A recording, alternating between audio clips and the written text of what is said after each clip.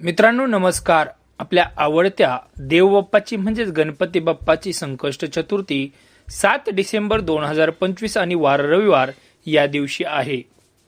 आपल्याला माहितीच आहे आकृत संकष्ट चतुर्थी चंद्रोदय जो आहे तो साधारणपणे 7:55 वाजता आहे आणि त्यानंतर या दिवशी गणपतीच्या अखुरत रूपाची पूजा करतात. तसेच या गणपती बाप्पासाठी म्हणजेच भक्ती करण्यासाठी किंवा गणपती बाप्पाला प्रसन्न करण्यासाठी कोणता मंत्र म्हणावा याविषयीची माहिती आजच्या या व्हिडिओमध्ये आपणाला मी देणार आहे.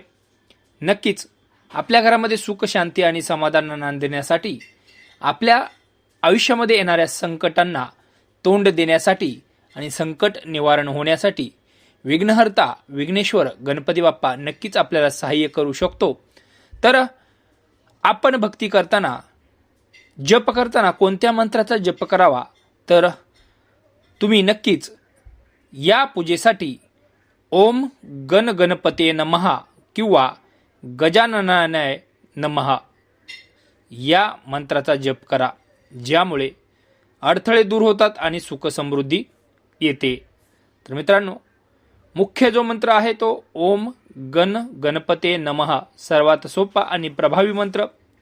दुसरा मंत्र आहे गजाननाय नमः.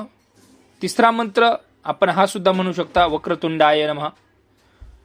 चौथा मंत्र आहे ओम नमो सिद्धिविनायकाय नमः.